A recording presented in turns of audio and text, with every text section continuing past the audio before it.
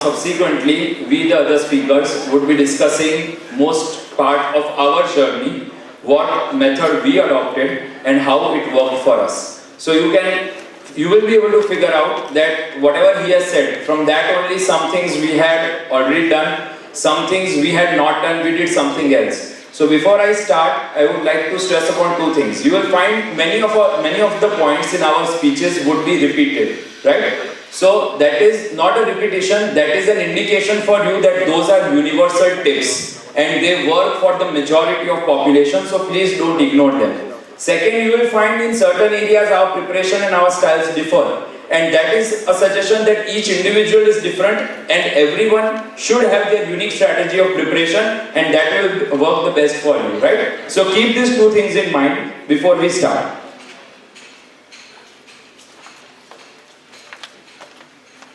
Okay, so when did I start the preparation? Yes, we will realize that we have lost either 1 year, 2 years, 3 years, or sadly 4 years, right? Coming to the coaching, I joined my coaching in third first, PGDIMS regular batch, right? I did it for 2 years in third first and third final year. I prepared the notes of all the subjects once, and then during my internship year, I did test and discussion course of DAMS. I will talk about T&D also and about the regular batch also. One thing which I would like to stress upon, which Yash has said, is reading standard textbooks thoroughly and conceptually is something to be done in the UG days and not during internship. Many of you have this query, how to read Harrison, how to read Bailey during internship. No, it is not the right time, right? You can brush up through some very important topics if you have done it before, but practically it is not the right time to go through textbooks, right? Just imagine if you cannot complete 4 to 5 subjects in 1 year during our UG days, how will you complete 19 subjects through textbooks in 10 months along with your internship, right? So keep that in mind. What did I do? During my pre-final and final year, I made the notes of all the subjects. Now, note making is an art, right? And Yash discussed about the guidebooks. I will be talking more about the notes because I was dependent on my notes for the preparation. Now, initially it might happen that when you join a coaching initially, you might not be accustomed to making the notes, right? So initially for 2 or 3 subjects, your notes might be a bit rough, right? Not well organized, but eventually you will get the habit. Try to write the content spacingly, right? Don't fill pages and don't make it congested, because eventually you will be adding content to it. So make spacing, right? Keep your content spaced out. Write it in an organized manner. Draw flow charts, draw diagrams if possible, if you are good at that. Use different color pens, use highlighters, right? Highlight the key areas, key words, whatever is told in the class, mark them, because eventually at that time you might be remembering, but if you open those notes after 2 years or 3 years, you might not be remembering that what exactly the faculty said at that time, right? So if you have noted down there, maybe in short, but still if you have noted down something, then you will be able to recollect and you will be able to regain better. Try to read your notes once, even if you have started in third final or third first, right? Once you complete your session, regular batch 2 days or 3 days, try to read the notes once, superficial, just read it, not for the sake of remembering, but at least just go through your notes once, so that you can come to know, you will have the content and that format in your mind. That file will be created in your mind, and then you can reopen it during your internship years. I personally could not do this point, but eventually I felt in the internship that I should have done that thing, right? Because otherwise your own notes will seem foreign to you if you open it after 2 or 3 years. Read the standard textbooks of respective subjects as extensively as possible during the UG days, right? During the UG days, please read good textbooks, please attend the sessions, the wards also, because the things which you learn practically from wards or from the experience of the teachers, that cannot be compensated by any books. After all, in our DAMS classes or DIMS or whatever classes, they are also faculties and they are also teaching based on their experience and the exam pattern, whatever is there, right? We go there, we pay money, we go there and we listen, but we don't listen to the sessions which are organized in our classes. So preparing 4 to 5 subjects a year is more achievable than 19 subjects in 10 months. So please keep this in mind. Those who are taking an early start, especially second year, third year, first students, right? Try to cover your backlog. Those who have not done second year well, or those who have not done your PSM well, right? Please focus on these subjects. They are really very high yielding and making a great difference. You keep my words in mind. If your second year and PSM is weak, during the internship days you will be crying that we had 1.5 years and we could not prepare 4 subjects or 5 subjects properly, and those are the ones which are creating a huge difference. First year subjects, as you have said, either it is black and white questions, right? Either you will know it, either you will not know it. Clinical questions would be such that most of them would not be knowing it if they are difficult. But second year subjects are such, PSM, OBGY, these subjects are such that if you have read thoroughly during your UG days and during your internship, they will create a difference. So what did I do during my internship? I would go a bit at a microscopic level. So set a goal and make a plan. It is very important to set a destination. Without a destination, you cannot have a path. So first decide where you want to reach in life also, and at the end of your internship year or after your NEET also. And then make a plan accordingly. Always try to aim for the best and try to outstretch your limits, because that will help you to reach where you eventually want to reach. Plans should be made of 2 types. There should be a gross plan and there should be a detailed plan. Now what do I mean by gross plan? Try to make an early start. This is especially for the internship batch students, those who are going to start their internship, and those who are second or third year, they are already taking a very early start, so it is good for them. Start early, at least try to start 1 month before your TND or regular batch, and try to complete first 2 or 3 subjects of your schedule. What advantage will it give you? Initially, when your internship will start, you might find a bit difficult to compensate both the things together, right? Your time will go in internship, you are new to that environment also, you are new to the environment of NEET preparation also. So it might take a bit of your time. So if you have taken an early start and if you have completed at least 2 or 3 subjects beforehand, may not be completely but at least 60-70%, then if some of your time gets wasted in internship during the initial days, or if you have a hectic posting, then you might not get stressed out at the start, right? Read your notes before attending the TND, or if you have attended a regular batch before and now you are reappearing for it, try to read your notes and go once, right? Because that will make you thorough and that will just build a frame in your mind that what the faculty is going to come and speak. And you will become eventually more receptive in gathering the information which they are going to deliver during the class. This holds true more for TND, because in TND they do not take all the topics and they do not go line by line in a sequence. They go according to the priority of importance and according to the pattern in which the questions are asked in the exams. So for that you should be well aware about the entire syllabus once before you attend the TND.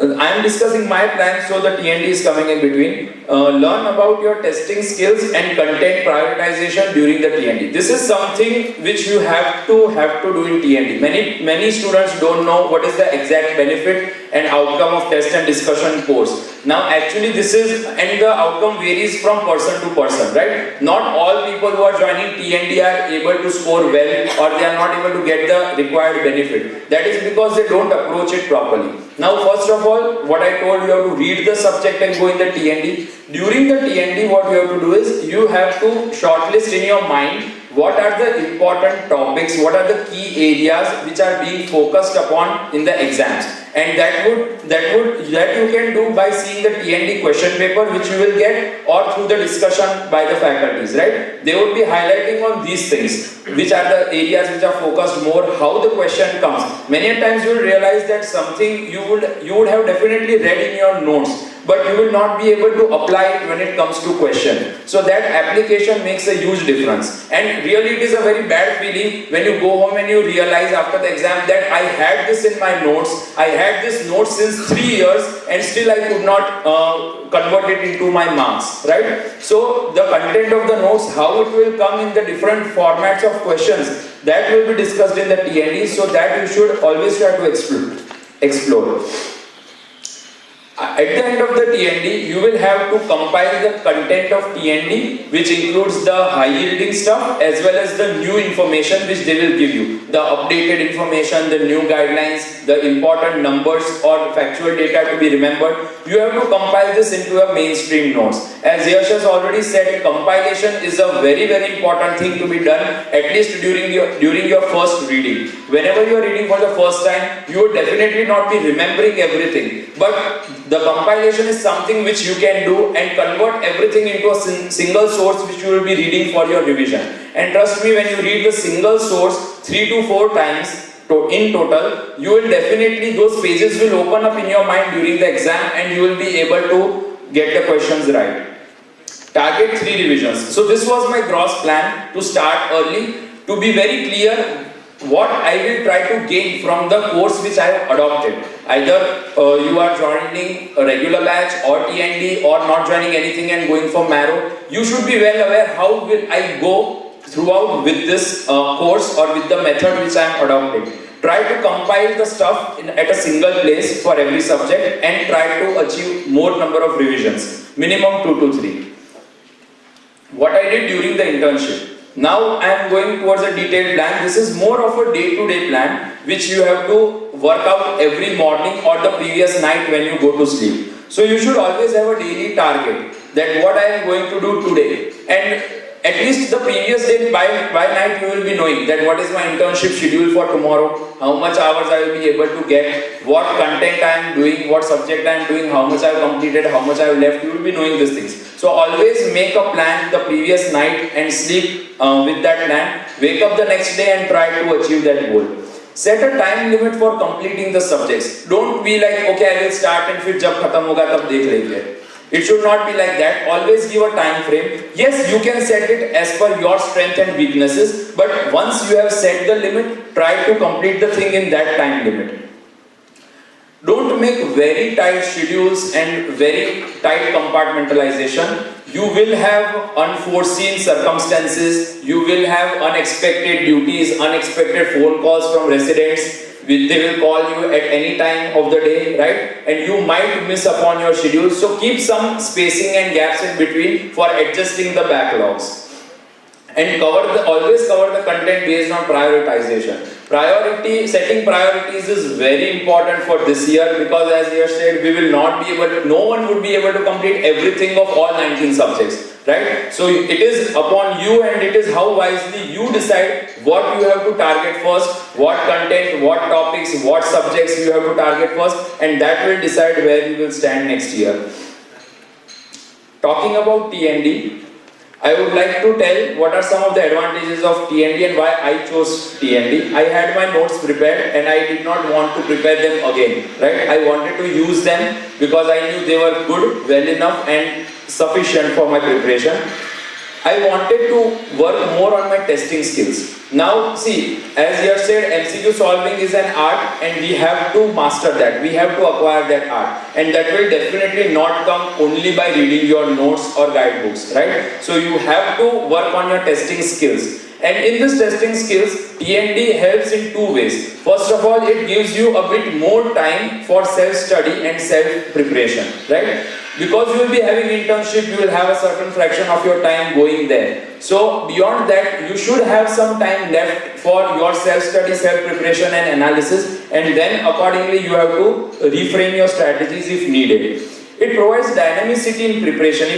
Those who have attended regular batch, you will be seeing that every faculty comes, they go topic-wise, monotonously, they speak, they write, you also write, right, and you come back. But in TND, every faculty has a different approach, and that approach is more or less suitable for that subject. Some faculty might go topic-wise, some faculty might go question-wise, some faculty might be targeting previous year's question, some faculty might have brought new questions, some would target more of image-based questions, some would target more of data or some clinical case scenarios. So you will come to know, when you attend 19 TND subjects, you will come to know 19 different frame of examiners, which will be very helpful for you in judging that how a question has been framed and what answer or what information the paper setter or the examiner wants from you. So that you can come to know through the T&D and the discussion. It will help you in understanding the mindset and the mind frame of examiners, how they work while framing the question. It will obviously help you in setting priorities and fetching up the updated recent information. My timeline, I will just display and you will see that it will more or less coincide with the time frame which Yash has given. So, 7 months of my first vision of notes, 45 days of my first revision in which I targeted mainly my strong areas because till then I did not know my weak areas much. After I gave the first CBT, then I realized where I am going wrong, and then I made my second revision a bit longer of 54 days where primarily I targeted my weaknesses, and then the third revision was for compiling and brushing up the high yielding things. Revision strategy. It is really the most important part of preparation, and revision, how you revise, that will decide where you will stand, right? It is again an art because it is based on prioritization and trying to foresee what will come in exam, how it will come, and whether you will be able to crack it or not. So target covering the most high yielding topics of all 19 subjects and your own weakness. Don't go into the depth of one subject and at the cost of another whole subject, right? All 19 subjects are important as far as your NEET is concerned, and you have to try and know something about everything rather than everything about something, right? Subject preference, what I would suggest is your weak subject over your strong subjects. The mark weightage or the importance, right? Like PSM is having 25 questions, OBGY is having a huge number of 30 questions. So you cannot afford to miss subjects like OBGY, PSM, right? And thirdly, short subject over long subject. So this is also the priority 1, 2, 3 which I have said. During every reading, what you have to do is, you have to try and fish out the things which you will read subsequently in your revision. While reading, by the time you are reading and testing, you will come to know which subjects you are strong at, you are weak at, right? What areas trouble you. So you have to decide while reading that how much of this fraction would I be reading in my second revision, subsequent revision, and in what manner. Either through MCQ practice or by reading the notes and going through the guidebooks again. Overlapping topics. Again, there would be many topics which will overlap in the subjects, and please don't ignore such topics because they are frequently targeted by various examiners. If one subject faculty would leave it, the other will pick it up for making the question, right? So such topics should never be ignored, and try to compile the content of that particular topic at a one particular place, right? You have to decide, if I am having a particular topic in 3 or 4 notes, one of them you have to choose which is wholesome, complete and well structured. Keep that, add some points from other notes whichever are feasible for you, and then leave that topic from rest of the notes. That will decrease your content during revision. Make a separate note of important last minute revision tables, volatile information and updates, right? This should be handy, and this will be very helpful during your final revision of 20 to 25 days where you will not be able to judge what I should read and what I should leave. At that time you should focus on such areas. If some topic remains weak, or if you feel that I will not be able to remember this topic even after 3 or 4 revision, better to leave that topic during your preparation at the end and in the exam also. Like I had, for example, in a biochemistry, there was topic of heme synthesis, right? And heme synthesis, how much ever I try, somewhere I will forget the enzyme name or the deficiency disorder or something like that. Then I had decided before going for my exam that if I will have a question on heme synthesis, then if I am not sure about the answer, I will better leave and save my 1 negative mark rather than attempting and losing one, right? And this you will come to know by frequent testing and frequent MCQ practice. You will realize that what things go continuously wrong. Better to know something about everything rather than everything about something. Coming to testing strategies, grand tests, really very important, and you should start, as Yash said, you should start the grand test at least in the beginning of your preparation. You should give 1 grand test. It will define your baseline, where do you stand, right? And it is advisable to have 2 sources. It will decrease the predictability, otherwise you will just get accustomed to that particular test series and then you will be having false positive results. Give one grand test every month, at least for the first 6 to 7 months, that is roughly your time of first reading, and then one should be given every 15 days. Analyzing your performance is more important than the score you achieved, so give time for analysis. What you will analyze? Now, it might happen that before giving first grand test, you have completed say 3 or 4 subjects, right? So you give a grand test, see how much you could retain from these 3 or 4 subjects, right? And for the remaining subjects, you have to see that how many questions are you able to solve even without reading. So that will define your strong and weak areas. If you can attempt 70 or 80 questions perfectly without even reading the subject, that means it is a strong subject of yours. So you need to give less time during your revision or during your first reading also. So define your strengths and weaknesses and divide your mistakes into, I used to divide it into 4 types. The silly ones, which are really very irritating. Silly mistakes are really, and these are the golden fishes which have come in your net and you are leaving it again into the sea, right? Conceptual errors. Conceptual errors are to be rectified by going for better understanding of the subject or of the topic. New information, there is no solution. You try to collect 1000 new information and there will be 1001, right? So there would be certain areas like medicine, like PSM, where you will continuously find that there will be 1 or 2 questions of some new information, some very recent updates, some very hi-fi stuff, which no matter how much you compile, but there will be something new, right? So don't be panic about such things, and there will be lack of recall. You will have certain subjects where you will be having everything in your notes, but you are not able to recall them, right? So that means you have to revise those subjects for more number of times, right? So divide your mistakes accordingly and then tackle the subject. Chart your GT scores. Make a list, date-wise list of your GT scores and your rank, and try to analyze where your graph is going. If your graph is not progressing or if it is downgrading, it means your strategy is not working for you. You need to modify it, right? Try to give the grand test in the same simulated environment as the real exam. Same time, preferably on the computer, without water, washroom, food, and with the same seriousness. Coming to exam strategies, right? The exam strategy of yours will be framed by the grand test and mock test which you give throughout the year. I used to keep a very simple strategy that I always targeted 30 minutes, 50 questions in 30 minutes, right? So that roughly leaves 20 to 30 minutes for reviewing the questions. And in terms of leaving and attempting, I used to attempt the questions in a single line, no jumping in between, because you don't remember how much you have skipped in between, right? You just have to leave the question only if you find all 4 options or the question itself totally foreign. Never heard of it, never heard of the options, majority of them, then it is wise to leave them. Attempt definitely if you can rule out 1 or 2 questions, because the 1 or 2 options, because the reward which you get +4 is very much compared to the negative marking. Be aggressive in attempting. I had attempted 297 questions. Now, if you are, this is a personal tip which I want to give. If you are thinking that I want to review this question, then you have 2 options. Either you can mark an option and keep for review, or you can just keep it for review. I would advise that you mark something and keep for review.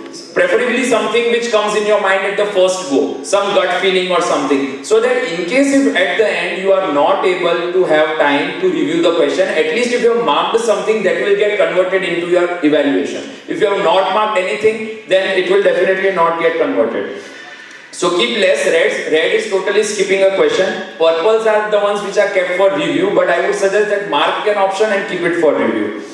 First, try to think the answer without reading the options. If you are able to reach to an answer without reading the option, simply try to find that option and that would be the answer, because many a times options are meant for confusing you. It might happen that sometimes from the question you are not able to analyze, or your mind is going into many differentials. Then go to the options, read the 4 options. Now you know that the answer has to be one of these 4, right? So now retrogradely read the question again and try to eliminate the option, or try to fish out some clues from the question which will help you reach to the answer.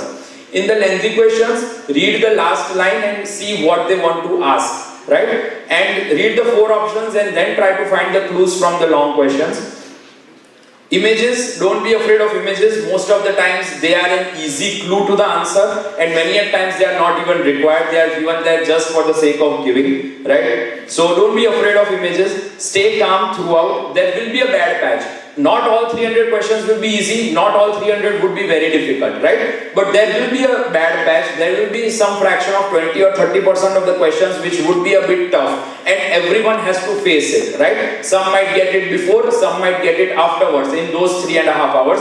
But you will definitely get it, and everyone is going to get it. So don't get panic if you have a bad patch in the beginning. It should not bring down your morale. It should not break down your motivation. Stay motivated that okay, if this is a bad patch, now I will have easy questions further which I will be able to do. Stay motivated throughout during your exam. These are some of the out-of-the-box tips which I personally used to do, and I feel they work for me very nicely. Always try to keep a constant daily schedule of day-to-day activities. Waking up, taking a bath, eating lunch, dinner, your afternoon nap, night sleep, your refreshment, etc. Try to read on table and chair. Please don't read on bed, lying down.